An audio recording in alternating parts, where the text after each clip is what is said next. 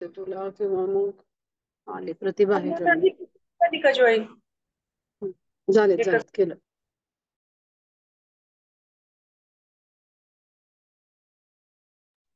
हा म्हणजे त्यांना ते हे येतं ना सेटिंग चेंज करायला.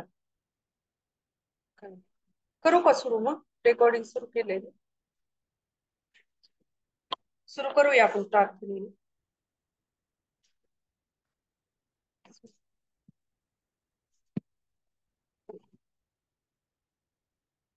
ओम अज्ञानतिमिरान्धस्य ज्ञानाञ्जनशलाकया चक्षुरुन्मीलितं येन तस्मै श्रीगुरवे नमः। नमो विष्णुपदाय कृष्णप्रेष्ठाय भूतले श्रीमते भक्तिवेदांत स्वामिनी इति नामिने। नमस्ते सरस्वती देवे गौरवाणी प्रचारिणे निर्विशेष शून्यवादी पाश्चात्य देश तारिणे। जय श्री कृष्ण चैतन्य प्रभु नित्यानंद श्री अद्वैत गदाधर श्रीवासादि गौर भक्त वृंद। हरे कृष्णा कृष्णा कृष्णा हरे हरे, हरे राम राम राम हरे हरे। गीतामृत मालिकेमध्ये सर्व मैत्रिणींचं स्वागत। आज आपण 65 नंबरचा श्लोक बघणार आहोत।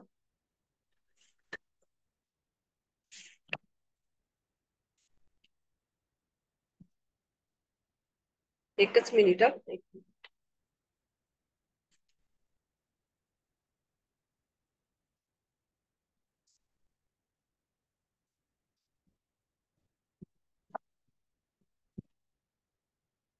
हे तर हे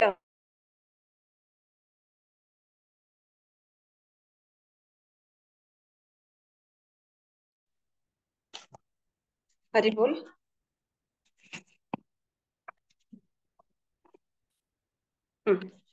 65 नंबरचा श्लोक आज आपण बघणार आहोत, ज्याच्यामध्ये काल आपण बघितलं की 64 नंबरचा, की ज्याच्यामध्ये भगवंत म्हणतात की तू माझा अतिशय प्रिय सखा असल्यामुळे मी तुला हे सर्व ज्ञानामधील अत्याधिक गुह्यतर असे परम श्रेष्ठ वचन सांगतो।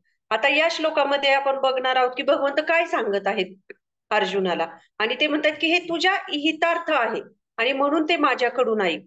तर या श्लोकामध्ये भगवंत आता बघूया की परम गुह्य असं परम श्रेष्ठ असं काय वचन आहे, भगवंत काय गुह्य ज्ञान देत आहेत। तर हा श्लोक अतिशय महत्वाचा आहे, म्हणजे याच्यापेक्षा अजून गोपनीय काही असूच शकणार नाहीये। हे सगळ्या गोष्टींचं सार आहे। तर भगवंत या श्लोकामध्ये म्हणतात की मन्मना भव मद भक्तो मद्याजी माम नमस्कुरु मामे वैश्यसी सत्यम ते प्रतिजाने प्रियोसी मे। म्हणजे या श्लोकामध्ये भगवंत म्हणतात की मन म्हणा, खूप महत्वाचा श्लोक, आणि आपण नेहमी ऐकतो हा श्लोक। आपल्याला हे काही भगवद्गीतेचे जे काही श्लोक आहेत ना ते असे पाठ झालेले आहेत आपल्याला, की अरे हा श्लोक हा हा हा वासाशी जीर्णानी पर सर्व धर्मान परित्यज्य मन्मना मद भक्तो, हे श्लोक आपले असे काही पाठ असतात। तर त्यातला हा अतिशय म्हणजे भगवंत या श्लोकाला म्हणतात की हे परम गोपनीय असं ज्ञान आहे। याच्यामध्ये भगवंत काय सांगतायत की मन्मना भव मद भक्तो, म्हणजे याच्यामध्ये ना भगवंत आहेत ना 4 गोष्टी इथे सांगत आहेत।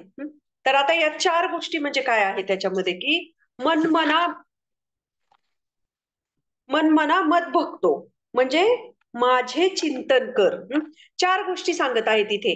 मनमना मद भक्तो म्हणजे माझे चिंतन कर, माझा भक्त हो 2 नंबर, 3 नंबर म्हणतात की माझे पूजन कर, आणि 4 नंबर म्हणतात मलाच नमस्कार कर। म्हणजे ह्या काय गोष्टी सांगत आहेत भगवंत? साध्य, म्हणजे जसं आपल्याला काही गोष्टी साध्य करायच्या असतात आणि काही ते साध्य करण्यासाठी काही साधन असतं, तर भगवंत इथे आपल्याला काय सांगत आहेत की हे काय आहे, त्या गोष्टींच्या द्वारे तू मला प्राप्त करशील। म्हणजे साध्य म्हणजे काय, साधन सांगत आहेत की कशाद्वारे भगवंताचं आपलं श्रेष्ठ म्हणजे आपल्याला अंतिम ध्येय काय आहे आपलं, की भगवंतांची भगवत भक्ती प्राप्त करणे। मग त्याच्यासाठी प्राप्त करण्यासाठी भगवंत आपल्याला हे साधन देत आहेत, आणि हे साधन म्हणजे काय आहे, हा एक 4 गोष्टी भगवंत इथे सांगत आहेत, आणि ती साधन म्हणजे ते साधन आहे, आणि ज्याच्यामध्ये भगवंत म्हणतात की याद्वारे तू मला प्राप्त करू शकशील। तर आता हा जो आहे आणि हा जो श्लोक आहे, तर या श्लोकाचा सेम 9व्या अध्यायामध्ये बघा ना, हे अभ्यास करताना खरं तर ह्या गोष्टी जाणवतात की किती भगवंत म्हणजे किती दयाळू आणि किती भगवंतांना उत्सुकता, उत्साह असतो त्यांच्या भक्तांना त्यांच्याकडे आकर्षित करण्यासाठी, किंवा दुसरे भक्त असतात त्या लोकांना आकर्षित करण्यासाठी. तर आता या श्लोकामध्ये आपण बघूया की 9.34 नंबरचा श्लोक आहे, 9व्या अध्यायामधील 34वा श्लोक. सेम हा श्लोक इथे आलेला आहे. हा, आणि 9वा अध्याय, तर तोच एकदम, म्हणजे हा श्लोक भगवंत परत 18वा अध्याय, म्हणजे आता आपला भगवद्गीतेचा हा अंतिम हे आहे, अध्याय आहे, आणि त्यातले हे काही श्लोक आहेत. मग विचार करा की त्या ह्याच्यामध्ये परत हे श्लोक हा रिपीट येत आहे. म्हणजे जर रिपीट येत असेल तर त्याला किती महत्व आहे. तर हा 34वा श्लोक आहे. भगवंत म्हणतात 9व्या अध्यायामधला, तुम्ही नोट डाऊन करू शकता किंवा तुम्ही ते वाचू शकता. प्रभुपादांचं तात्पर्य पण खूप मोठं आणि खूप सुंदर आहे त्याच्यामध्ये. मन्मना भव मद्भक्तो मद्याजी माम नमस्कुरु मामे वैश्यसी युक्तैवे महात्मानां मत्परायण. आपले मन सदैव माझे चिंतन करण्यामध्ये युक्त कर, माझा भक्त हो, मला नमस्कार कर आणि माझे पूजन कर. माझ्यामध्ये पूर्ण नरममान झाल्याने तू निश्चितच मला प्राप्त होशील. आणि इथे काय म्हणतात, मन्मना भव मद्भक्तो मद्याजी माम नमस्कुरु, म्हणजे तीच ओळ. आणि इथे पण म्हणतात मामे वैश्यशी सत्यम ते प्रतिजाने प्रिय सेसिमी, म्हणजे इथे भगवंत सांगत आहेत. आणि इथे भगवंत ह्या श्लोकामध्ये काय करत आहेत, आज्ञा देत आहेत. म्हणतात की तू माझंच पूजन कर, माझी भक्ती कर, माझा भक्त हो. आता ह्या श्लोकामध्ये पण की भगवंत इथे काय सांगत आहेत की तू इथे तुला हे प्रतिज्ञेने मी सांगतो, मी प्रतिज्ञा करतो. प्रतिज्ञा म्हणजे काय, की मी शपथेने सांगतोय, मी प्रतिज्ञेने सांगतोय, मी सत्य सांगतोय, असे भगवंत इथे म्हणत आहेत. आता याच्या अगोदर आपण बघूया की हे ज्या गोष्टी आहेत, की ह्या 4 गोष्टी भगवंतांनी सांगितल्या. मग आता ह्या सांगण्यासाठी भगवंत का बरं असं म्हणत असतील की मी तुला हे प्रतिज्ञेने सांगतो, मी तुला शपथेने सांगतो. मग हे भगवंतांना म्हणण्याची गरज आहे का? भगवंत काय असत्य बोलतात का? याचा अर्थ आपण कसं म्हणतो एखाद्याला, अरे मी शपथ घेऊन सांगतो, किंवा अगं मी शपथ घेऊन सांगते, की खरंच. तसं नाही. तसं भगवंत पण इथे म्हणत आहेत की मी प्रतिज्ञेने सांगतोय आणि मी शपथेने सांगतोय, कारण तू माझा अत्यंत प्रिय सखा आहेस. मग भगवंत काय असत्य बोलतात, असं असत्य बोलतात का? भगवंत खोटं बोलतात का? असा प्रश्न आपल्याला पडू शकेल. परंतु इथे भगवंत आपल्याला हे का सांगत आहेत, की भगवंत आपल्याला मनुष्य देहामध्ये आपला तसा स्वभाव आहे, म्हणजे आपल्याला, म्हणजे मनुष्य तसा आहे की तो असत्य बोलतो. आणि त्याला खात्री देण्यासाठी कधी कधी काही सत्य गोष्टी सांगण्यासाठी, खात्री देण्यासाठी असे शब्द बोलावे लागतात. मग याचा अर्थ भगवंत असं नाही की भगवंत असत्य बोलतात. भगवंत म्हणतात मी तुला प्रतिज्ञेने सांगतो, मी सत्य वचनाने सांगतो. म्हणजे याचा अर्थ भगवंत असत्य कधी बोलत नाही. फक्त आपण मनुष्य देहामध्ये आहोत आणि आपल्याला त्या स्तरावर येऊन आपल्याला समजावण्यासाठी भगवंत हे शब्द वापरत आहेत. म्हणून भगवंत इथे म्हणतात की तू माझं चिंतन कर आणि माझा भक्त हो. आता हे कसं सांगत आहेत बघा ना, की आता मन माणसाचं सगळ्यात हे आहे. इथे भगवंत ह्या 34व्या श्लोकात म्हणतात की आपले मन सदैव माझ्यामध्ये चिंतन करण्यामध्ये युक्त कर. आणि इथे भगवंत काय म्हणत आहेत, माझे चिंतन कर. म्हणजे चिंतन करायचं म्हणजे काय, की मनच आपलं चिंतन करू शकतं ना. म्हणजे अगोदर आपल्याला आपलं मन त्याच्यामध्ये लावावं लागतं, मन चिंतनामध्ये लावावं लागतं. जेव्हा आपण भगवंतांचं चिंतन करू, मनन करू, स्मरण करू, तेव्हा आपोआप आपण भगवंतांचे भक्त बनतो. आणि भक्त बनल्यानंतर आपोआप भगवंतांची आपण पूजा अर्चा करतो. भगवंतांचे विग्रह असतील त्यांना भोग लावतो, त्यांच्यासाठी कुकिंग करतो, त्यांच्यासाठी काही जे काही असेल त्या सेवा करतो. म्हणजे काय करतो, भगवंतांचे आपण भक्त झाल्यावर आपण भगवंतांचे पूजन करतो. पण इथे भगवंत काय सांगत आहेत, भगवंत बघा वरून सुरुवात करत आहेत. अगोदर काय म्हणतायत की तू माझं चिंतन कर. जर तुला ते चिंतन करण्यासाठी पण खूप अवघड आहे. कारण आपण जर एखाद्याने जर चिंतन केलं नाही तर तो भक्त होऊ शकत नाही. भक्त जर झाला नाही तो भगवंतांची पूजा अर्चा करू शकत नाही. आणि जर तो काहीच नाही झाला तर भगवंत काय म्हणतायत की तू माझं चिंतन कर. ते नसेल जमत, भगवंतांचा भक्त होऊ शकत नाही, मग माझे पूजन कर. तेही तुला जमत नसेल, तू मला नमस्कार कर. म्हणजे बघा भगवंत कुठून, म्हणजे कसं आहे, भगवद्गीतेचा तो हेच आहे, वैशिष्ट्यच आहे की कुठल्याही खालच्या स्तरापासून त्या व्यक्तीला भगवंतांच्या चरणांपर्यंत कसं नेता येईल याच्यासाठी भगवंत खरं तर प्रयत्न करतात की त्यांच्यापर्यंत आपण कसं कसं पोहोचू. ज्याच्यामध्ये आपण बघितलं होतं की कसं अष्टांग योग आहे, ध्यान योग आहे, वेगवेगळे ज्ञान योग आहे. हे सगळे काय आहेत, एक एक एक एक शिडी आहेत. आणि त्याच्यातलं सर्वात उच्च स्तर म्हणजे भक्ती मार्ग आहे. जर भक्ती मार्गाचं पालन केलं तर आपण डायरेक्ट भगवंतांची प्राप्ती करू शकतो. पण जर एखाद्याने ध्यान मार्ग, ज्ञान मार्ग, अष्टांग योगाचा एक आपण अध्याय बघितला होता की त्याच्यासाठी किती तपश्चर्या आहे, एका जागेवर बसायचं, डोळे अर्धवट बंद करायचे, किती ते ओंकार म्हणायचा, हे म्हणायचं, म्हणजे किती त्याला कडक गोष्टी सांगितलेल्या आहेत. परंतु जर भक्ती मार्गामध्ये जर आता आपण बघितलं तर आपल्याला काय करायचंय, आपल्याला फक्त एक हरे कृष्ण महामंत्राची माळ घ्यायची त्याच्यावर हरे कृष्ण महामंत्राचा जप करायचा आहे. त्याच्या व्यतिरिक्त इतकी साधी सुलभ एकदम सर्वात सोपी पद्धत कलियुगामध्ये आहे आणि श्रील प्रभुपादांच्या कृपेने आपल्यापर्यंत ते ज्ञान पोहोचलेलं आहे. म्हणून इथे भगवंत काय सांगत आहेत की ठीक आहे बाबा, तुला तुझं चिंतन नसेल करता येत, तुला पूजन करता येत नसेल, तर निदान तुम्हाला नमस्कार तरी कर. म्हणजे नमस्कार करून पण तू हळूहळू माझ्यापर्यंत पोहोचशील, हळूहळू ती गती तुला प्राप्त होईल. मग तसं हे ज्ञान मार्ग, ध्यान मार्ग, अष्टांग योग हे कसे आहेत की एका शेडीप्रमाणे आहेत, की ठीक आहे काहीच न करण्यापेक्षा हे ठीक आहे, अरे ते पण काही करत नाही तर त्याच्यापेक्षा ते बेटर आहे. मग ठीक असं करत करत जसं कसं आपण लहान मुलांना एक एक एक एक पाऊल कसं घ्यायला शिकवतो, असं थोडंच की लहान मुलगा थोडा थोडा चालायला लागला की आपण त्याला बोटाला धरून डायरेक्ट आपल्या स्पीडनी पळवतो, तो चालू शकेल का? तसं भगवंत सुद्धा काय करतायत की हळूहळू स्टेप बाय स्टेप आपला स्तर हळूहळू उंचावण्याचा प्रयत्न करत आहेत. तर हे भगवद्गीतेचं खास असं वैशिष्ट्य आहे. आणि म्हणून इथे आपण बघू शकतो की भगवंत म्हणतायत की तू या मार्गाने तू जेव्हा करशील, म्हणजे हे जे साधन आहे याचा तू उपयोग करशील, त्या मार्गाद्वारे तू जीवन जगशील, तर तू मला निश्चितपणे प्राप्त होशील. म्हणून भगवंत इथे काय म्हणत आहेत की मी तुला हे प्रतिज्ञेने सांगतो. म्हणजे भगवंत असून सुद्धा भगवंतांना भगवंत हे अंतिम सत्य आहेत, भगवंत हेच सत्य आहेत.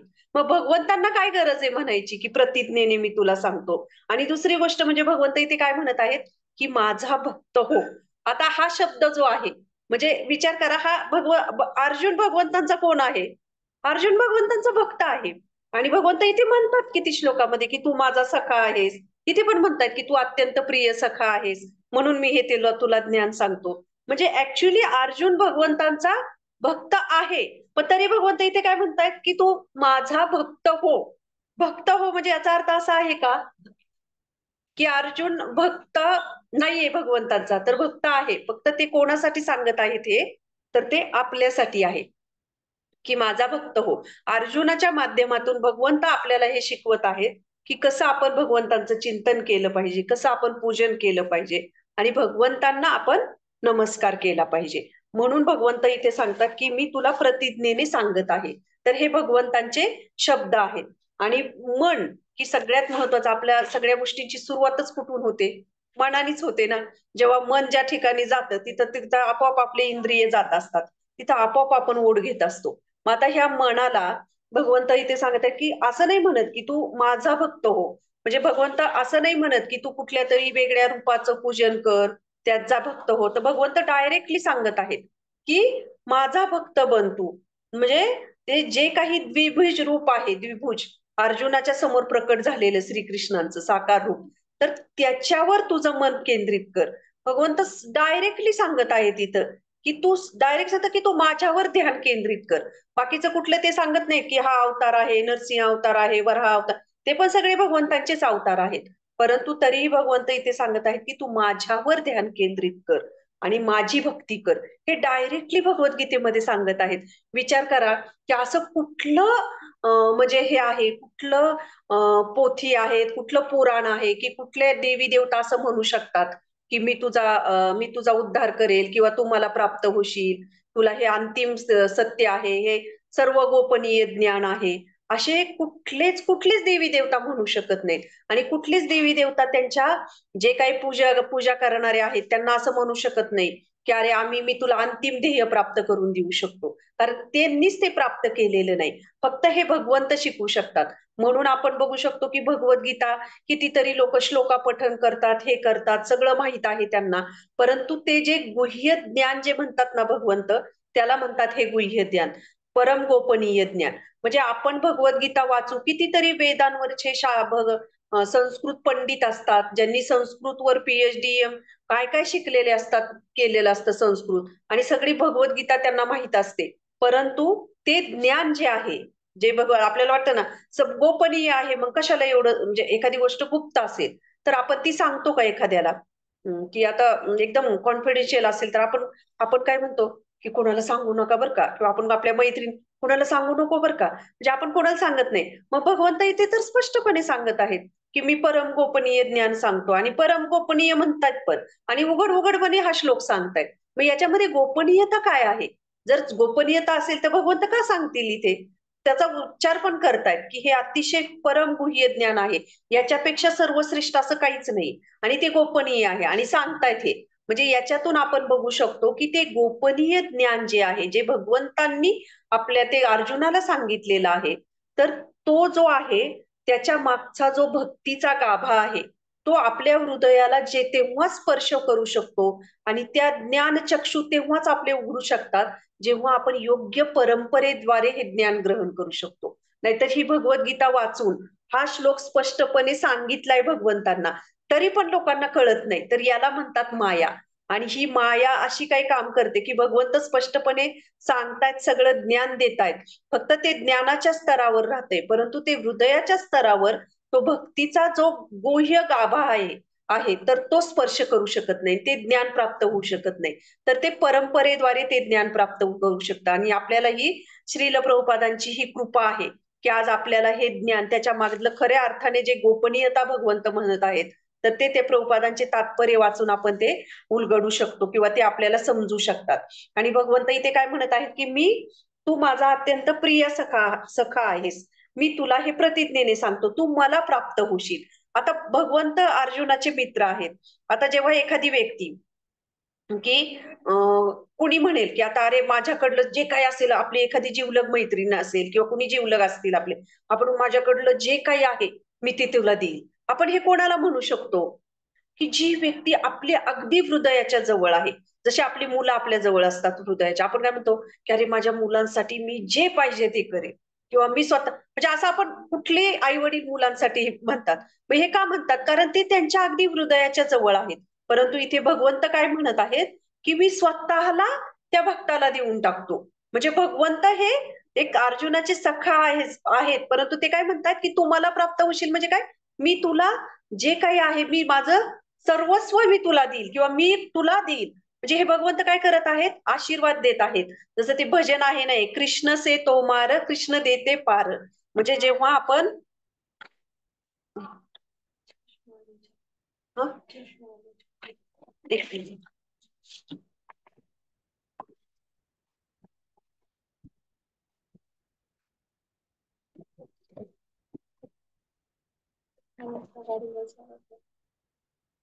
चष्मा नाही.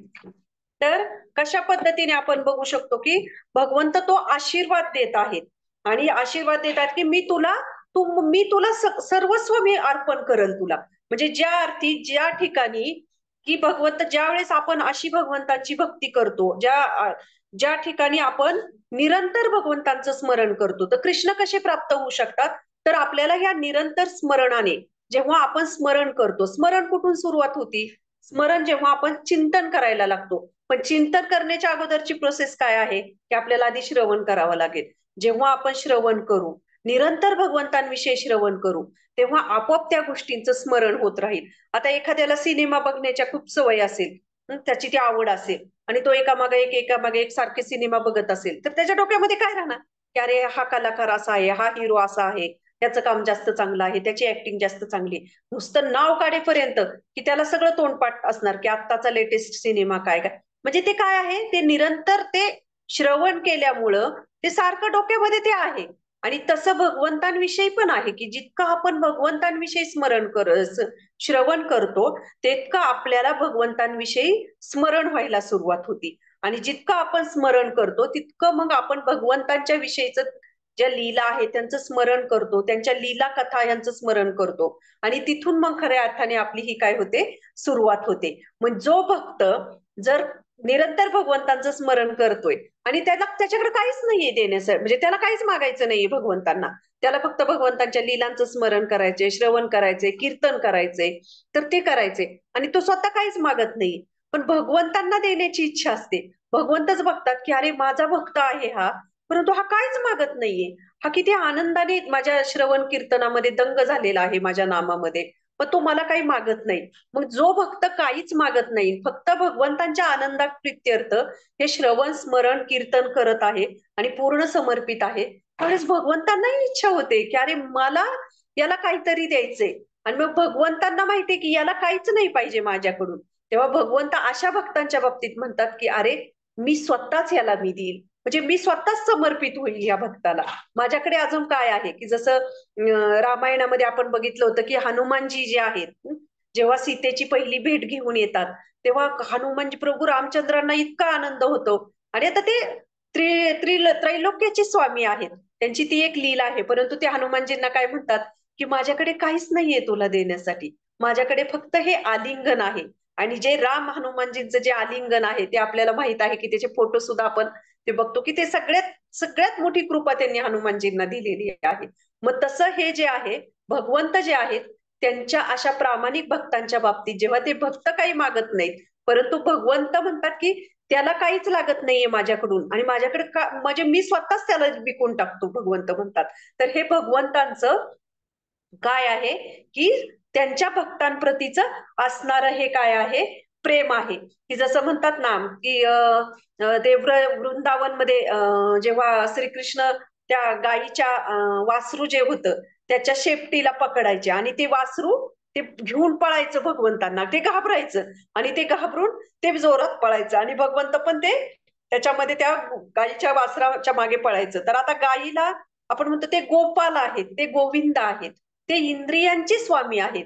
गो म्हणजे काय, इंद्रिये, म्हणजे त्या इंद्रियांचे स्वामी आहेत. आणि ते असे भगवंत की ते सर म्हणजे त्यांच्याकडं इंद्रिय अतीत आहेत.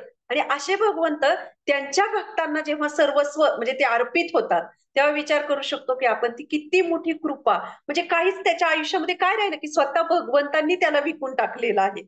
म्हणून हे आपण बघू शकतो. म्हणून ब्रह्मदेव सुद्धा एकदा म्हणतात की हे बकासूर आहे, आगासूर, पूतना, यांना सगळ्यांना भगवंतांनी मुक्ती दिली, कुठंतरी कुठलं तरी हे दिली, कृपा दिली. तेव्हा भगवंत म्हणतात की ब्रह्मदेव विचारतात की भगवंता तुम्ही सगळ्यांना, कुणाला तुमचं धाम देताय, कुणाला काय देताय, कुणाला काय देताय, पण मग तुमच्यासाठी काय आहे, तुमच्याकडे काय आहे? तेव्हा भगवंत म्हणतात की मी माझं सगळं विकून टाकेल, सगळं सगळ्यांना देऊन टाकेल, आणि मी माझ्या भक्तांच्या हृदयामध्ये राहील. म्हणजे भगवंतांची ही कृपा आहे आणि हे प्रेम आहे भगवंतांच्या भक्तांप्रतीचं, म्हणजे ते स्वतःला देऊन टाकतात. तसं देवी देवतांचं तुम्ही बघा, कुठलीही देवी देवता असं म्हणत नाही की मी तुला आता मी तुला स्वतःला भक्ताला माझ्या विकलं. ते वरदान मागतात. ते आपण त्यांना वरदान मागतो की हे द्या, ते द्या. ते विचार करत नाही की आपल्यासाठी योग्य काय आहे, अयोग्य काय आहे. ते आपल्याला जे काय पाहिजे ते देऊन देतात. परंतु भगवंत तसे नाहीत. भगवंत एका आई वडिलांप्रमाणे आहेत आपल्या, की ते बघतात की माझ्या मुलांना कशाची गरज आहे, हे योग्य आहे का त्यांच्यासाठी, हे अयोग्य आहे का, तेव्हाच ते भगवंत कृपा देतात. जेव्हा ब्रह्मदेवाची तपश्चर्या केली हिरण्यकशपुनी, आणि तपश्चर्या करून भगवंत ब्रह्मदेव वरदान देऊन निघून गेले. भगवंतांनी बघितलं नाही, ते सॉरी ब्रह्मदेवानी बघितलं नाही की आता हे काय होईल, या वरदानाचं ह्याचं अंतिम शेवट काय होईल, याला काय प्राप्त होऊ शकतं. तसं भगवंत भले एखाद्या गोष्टीची कृपा लवकर देणार, कृपा म्हणजे कृपा असते त्यांची, परंतु आपल्याला जर त्याचं काही नुकसान होणार असेल तर भगवंत ती गोष्ट देत नाहीत. म्हणजे भगवंत हे का काळजीवाहू आपले जसे आई वडील असतात, तसे त्या आई वडिलांप्रमाणे हे भगवंत आहेत. आणि म्हणून हे जे म्हणतात की भगवंत म्हणतात मी स्वतःला देईल त्या भक्तासाठी, भक्ताला, ते हे देवी देवता कुणीही हे वाक्य बोलू शकत नाही. ते आपल्याला साधं इंद्र आहे, इंद्राचं जर पद इकडं तिकडं कुठं थोडं हल्लं, तो इंद्र म्हणजे तो इंद्र आपण सुद्धा बनू शकतो. इंद्राचं पद जीवतत्व आहे ते, म्हणजे तेवढं जर पुण्य कमावलं तर आपण ब्रह्मदेवाचंही पद प्राप्त करू शकतो. ते सगळे जीवतत्वामध्ये येतात. मग विचार करा की त्या इंद्राला त्याचं इंद्रपद प्राप्त होतं, आणि त्याला थोडी कुठली कुठली साधू ऋषी मुनी कुठलीही व्यक्ती असतील त्यांनी तपश्चर्या केली, आणि त्याला तपश्चर्या केली की त्याला वाटतं की आता माझं इंद्रपद जातंय का काय, आता ह्या व्यक्तीने इतकं पुण्यकर्म कमवलं आहे, इतकी तपश्चर्या केलेली आहे, म्हणजे माझं इंद्रपद जाईल.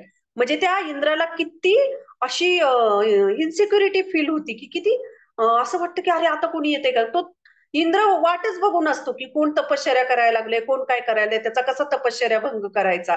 म्हणजे साधं इंद्राला हे इंद्रपद जाण्याची इतकी भीती वाटते, आणि जिथे भगवंत हे त्रैलोक्याचे स्वामी आहेत ते भगवंत म्हणतात की माझ्या भक्तांसाठी मी सगळं काही देऊन टाकेल, मला त्याची कुठलीच गोष्टींची गरज नाही, आणि मी माझ्या भक्तांच्या हृदयामध्ये राहील. तर हे भगवंतन हा देवी देवतांमधला फरक आहे. आणि भगवंत इथे काय सांगत आहेत की मी हे सत्य वचन सांगत आहे, शपथेवर मी तुला ही गोष्ट सांगत आहे की मी हे.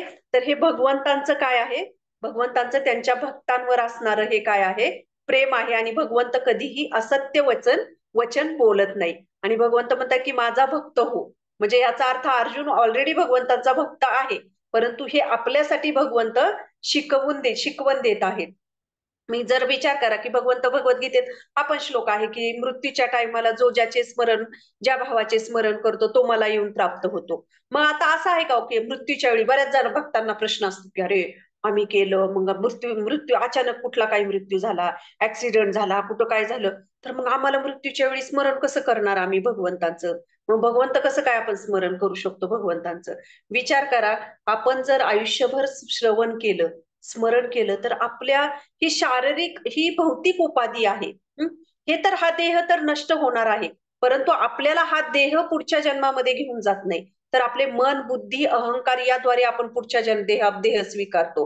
मग मृत्यूच्या वेळी आपलं मन, बुद्धी याला कुठल्याही शरीरालाच दुखापत झालेली असते, पण मन, बुद्धी, अहंकार हे एकदम शाश्वत आहे आणि त्या गोष्टी ते श्रवण करत असतं. मग जर आपण जर आयुष्य तसं जगलो असेल, भले शारीरिक रूपाने आपल्याला बाह्य दृष्टीने लोकांना वाटेल की अरे हा अनकॉन्शियसनेस झालेला आहे, कोमात गेलेला आहे, परंतु तो आत्मा जो आहे, त्या आत्म्याने जे श्रवण केलेलं आहे, जे स्मरण केलेलं आहे मनाने, बुद्धीने, ते आतमध्ये चालू असतं. आणि विचार करा, आपण जसं जीवन जगलोय त्याच स्मरण आपल्याला होणार आहे. जर आपल्या मनामध्ये, आपल्या देहामध्ये, आपल्या रक्ताच्या प्रत्येक ह्याच्यामध्ये भगवंतांचं नाम येत असेल, तर भगवंताचं का बरं आपल्याला मृत्यूच्या टायमाला भगवंतांचं स्मरण होऊ शकत नाही? कशाही मार्गाने आपला मृत्यू होऊ दे, आणि आपली इच्छा जर असेल तर विचार करा, आपल्या इच्छेपेक्षा पण हजारो करोडो पेक्षा जास्त इच्छा पटीने भगवंतांची इच्छा असते की आपल्याला घेऊन जाण्याची किंवा आपल्याला त्यांच्यापर्यंत पोहोचवण्याची. तर ही भगवंतांची इच्छा आहे. फक्त भगवंत काय बघतात की आपण प्रयत्न किती करतोय, आपला किती प्रयत्न आहे हे भगवंत बघतात. आपल्याला किती प्राप्त झालंय हे भगवंत बघत नाही की आयुष्यभर अरे हा श्रवण करण्यासाठी किती प्रयत्न करतोय, माझं स्मरण करण्यासाठी कसं जीवन जगतोय, तर हे भगवंत बघतात. आणि म्हणून ते प्रयत्न जे आहेत, तर ते प्रयत्न किती करतोय ते खरं तर आपली यश आहे. आणि ते प्रयत्नाने आपण भगवंतांची कृपा प्राप्त करू शकतो. म्हणून ही भक्ती जी आहे, ती जेव्हा आपण स्वीकारतो ती एखाद्या गंगेच्या पाण्यासारखी, म्हणजे जसं कसं एखादं गंगेच्या पाण्यामध्ये त्या प्रवाहामध्ये गेलं की ते गेलं, मग तसं ही भक्ती सुद्धा तशी आहे. भले आपण ती भक्ती कधी एखाद्याचं थोडंसं फॉल डाऊन होईल, तो इकडे तिकडे जरी झाला, तरी भक्ती त्याला सोडत नाही, भगवंत त्याला सोडत नाही. कारण काय करतात, आता एखादा वर्षानुवर्ष जर भक्तीमध्ये आहे, हरिनाम घेतोय, काही कारणाने त्याच्याकडून ते झालं नाही, तरी त्याच्या मनाच्या बॅकग्राऊंडला ते राहतं. कुठल्या चुकीच्या ठिकाणी गेला की अरे आपण पहिलं असं जगत होतो, अरे ही चुकीची गोष्ट आहे, म्हणजे त्याच्या मनाच्या त्या पार्श्व टिंग टिंग टिंग टिंग टिंग टिंग ते चालू राहणार. म्हणजे त्याला काय होत राहणार, ते त्याचं स्मरण होत राहणार. म्हणून भक्ती ही कधीही नष्ट होत नाही, आणि भक्ती ही कधीही आपल्याला दूर करू शकत नाही आपण. भले आपलं फॉल डाऊन होईल, फक्त आपला काय आहे की आपला भगवंत हे आपल्याला कधीही विसरत नाहीत. म्हणून आपण भगवंतांवर विश्वास ठेवून आपण त्या पद्धतीने जीवन जगलं पाहिजे. आणि आपल्याला जरी जरी फॉल डाऊन झालं तरी आपल्याला कधी कधी वाटतं ना, एखाद्याचा मृत्यू अचानकच झाला मध्ये, मग त्याचं कसं काय करायचं, त्याला लगेच भगवत धामाची प्राप्ती होईल का? नाही, तर भगवंत पुढचा जन्म त्याला याच्यासाठीच देतात की त्याचं पुढचं जे काही आहे, भक्ती आहे, ती कंटिन्यू होईल. आणि म्हणून भक्ती ही कधीही नष्ट होत नाही, तिला कधीच काही होऊ शकत नाही ना. म्हणतात ना, भक्ती ही अशी एवढं एवढं जरी त्याच्याबद्दल भक्तीचं आपण भक्तिमय काही कार्य केलं तरी भगवंत ती गोष्ट लक्षात ठेवतात. कसं असतं ना, की आपल्याला ज्यांनी आपल्यासाठी काही केलंय त्या व्यक्ती आपल्या समोर असतात ना, मग तेव्हा आपल्याला त्यांच्या प्रती किती कृतज्ञता, प्रेम वाटतं. परंतु भगवंत आपल्या समोर नाहीत ना, त्यामुळे आपला विश्वास नसतो. कसं असतं, समोर व्यक्ती असणे आणि तिच्यावर प्रेम करणं हे खूप सोपं आहे, परंतु जर ती व्यक्ती आपल्या समोर नाहीये आणि तिच्यावर आपल्याला प्रेम करायचंय, तर हा खरा चॅलेंज आहे भक्तीमधला. म्हणून भगवंत जरी स्वतः नसले तरी भगवंत त्यांच्या नामामध्ये येतात, आरच्या विग्रहांमध्ये येतात, भगवद्गीतेच्या वाणीच्या शब्दांच्या रूपामध्ये भगवंत प्रकट होतात. आणि ते श्रवण करून करून ती श्रद्धा आपल्यामध्ये ती निर्माण होऊ शकते. म्हणून आपण भक्ती ही कशी आली पाहिजे, की ही हृदयापासून आली पाहिजे. पण ती कशाद्वारे येईल? ती साधनेद्वारे येणार आहे.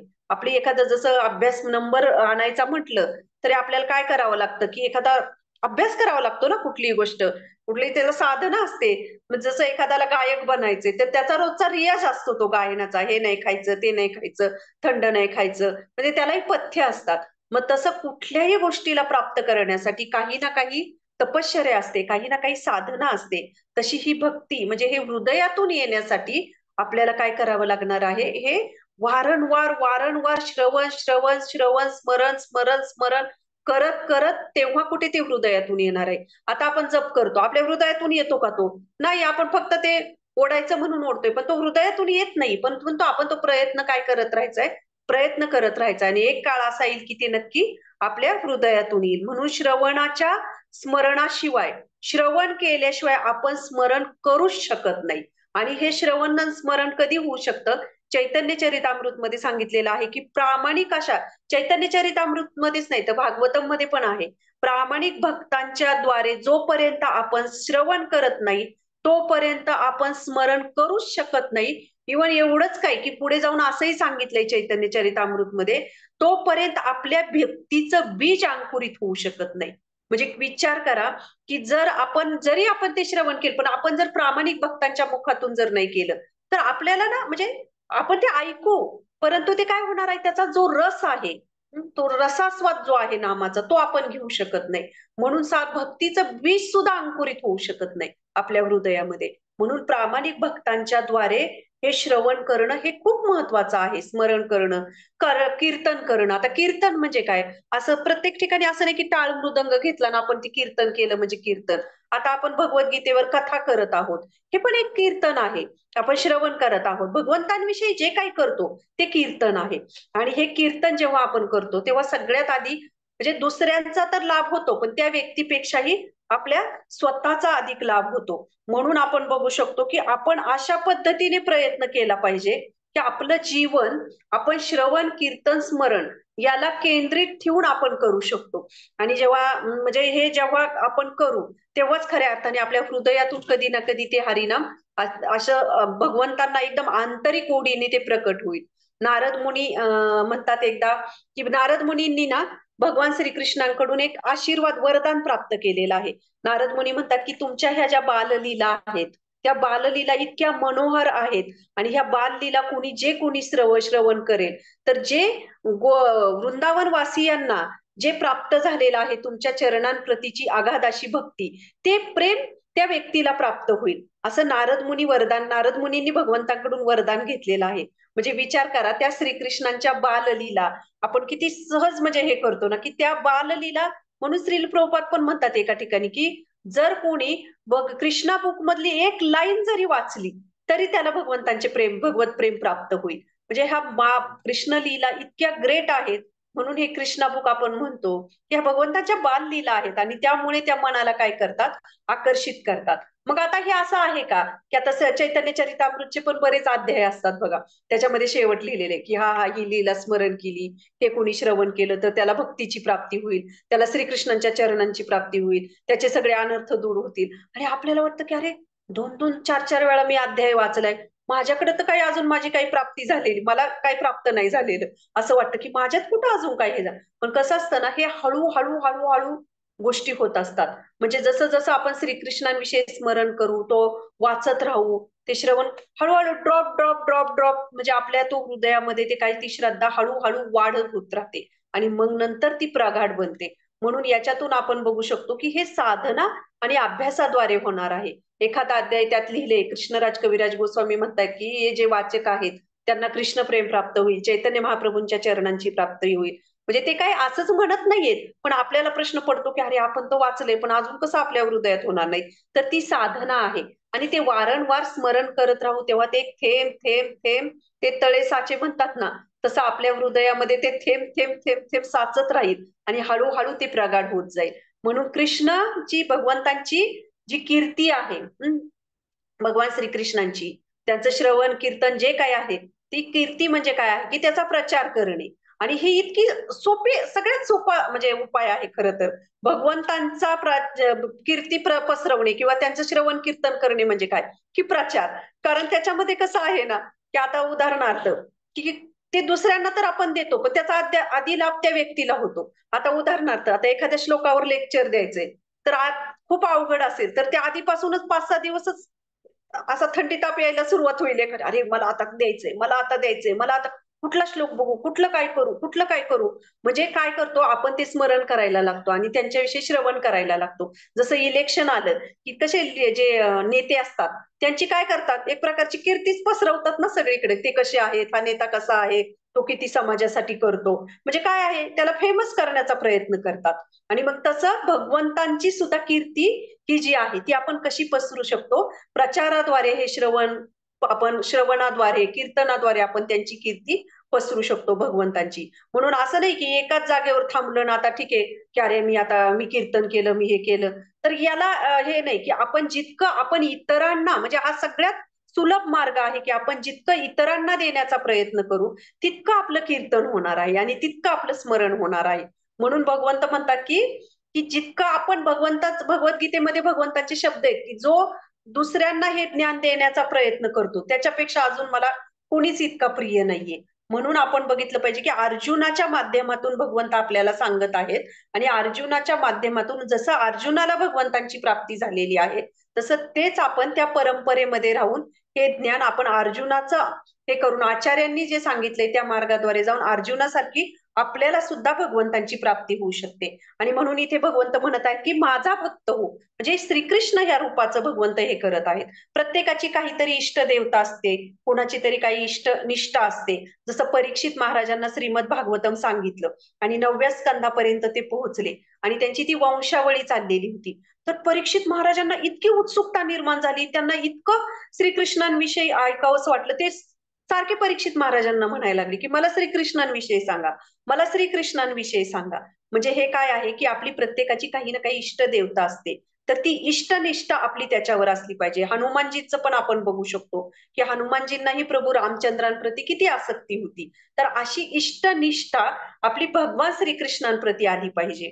तर हा जो मेसेज आहे, आपण याच्यातून बघू शकतो की आपल्याला जास्तीत जास्त भगवान श्रीकृष्णांचं जे रूप आहे, भगवान श्रीकृष्णांचं जे नाम आहे, जे हरे कृष्णा महामंत्राचा जो जप आहे, हे श्याम सुंदर असं रूप आहे भगवंतांचं, तर त्याच्यावर आपलं मन आकर्षित करण्याचा प्रयत्न केला पाहिजे. तर हे अजून एक, खरं वेळ झाली त्यामुळे आता वेळेवर एक खूप सुंदर स्टोरी होती, पण आता ठीक आहे, वेळेअभावी मी आता घेत नाही ती. थोडक्यात एक सांगते की हा श्लोक जो आहे, तर तो श्लोक जो आहे की तो आपल्या जीवनाला, म्हणजे आपण जीवनाला अशी दिशा दिली पाहिजे की तो श्लोक जगण्यासाठी आपल्याला टाइम मिळाला पाहिजे. खरं तर असं आपल्या जीवनाला आपण दिशा दिली पाहिजे की माझ्या जीवनामध्ये मी अशा पद्धतीने माझ्या जीवनाचा घडी बसवेल, असं दैनंदिन जीवनाचा प्रयत्न करेल, माझं रुटीन बसवण्याचा, की या श्लोकाला माझ्या जीवनामध्ये जगण्यासाठी मला वेळ देता आला पाहिजे. तर हे सार आपण याच्यामध्ये बघू शकतो. तर अशा पद्धतीने खूप सुंदर श्लोक आहे खरं तर, त्याच्यावर बोलण्यासारखं इतकं आहे. आणि खूप छान, पण आता वेळेअभावी त्याच्यावर आपण जास्त घेऊ शकत नाही. एक सुंदर स्टोरी होती, पण नंतर त्या श्लोकाच्या अनुषंगाने नक्की सांगण्याचा प्रयत्न करेल. तर आजच्या श्लोकावर जर कोणाला काही प्रश्न असतील तर प्लीज तुम्ही विचारू शकता. हरे कृष्णा. अरे मीच आहे का होस्ट?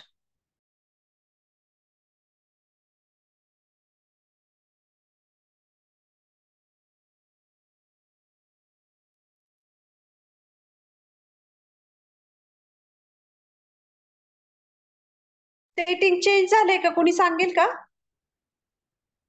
एकदा बघून?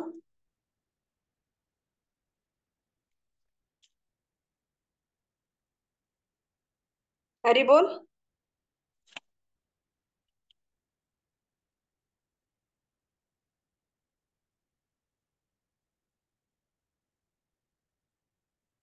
एकच मिनिट. नाही का, एकच मिनिट, परत एकदा करते.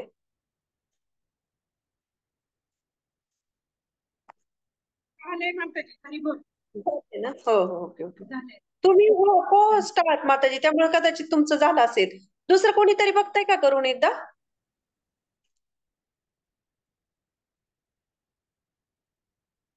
प्रतिभा माताजी तुम्ही करा हो एकदा, नाही झालेलं दिसत.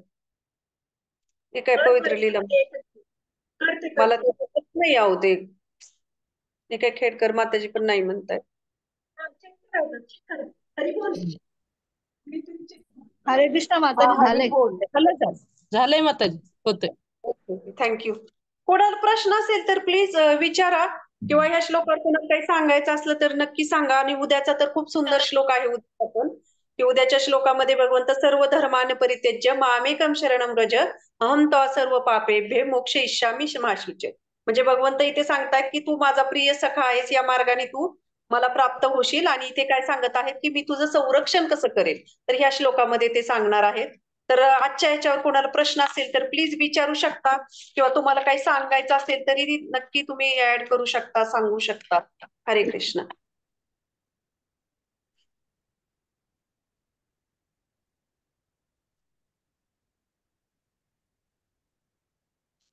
कोणाला काही दिसत नाही बहुतेक काही प्रश्न वगैरे, तर मग आपण थांबूया का?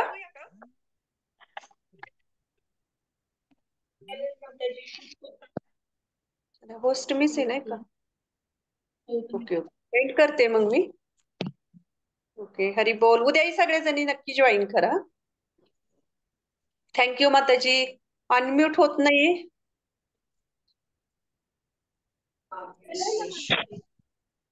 हा नाही, रसिका माताजींचा काहीतरी प्रॉब्लेम असणार आहे, बाकीच्यांचं होतंय सगळ्यांचं. चालेल. थँक्यू माताजी, थँक्यू रसिका. तुमचा काहीतरी प्रॉब्लेम असेल रे का, कारण बाकीच्यांचं सगळ्यांचं होतंय. हरी बोल.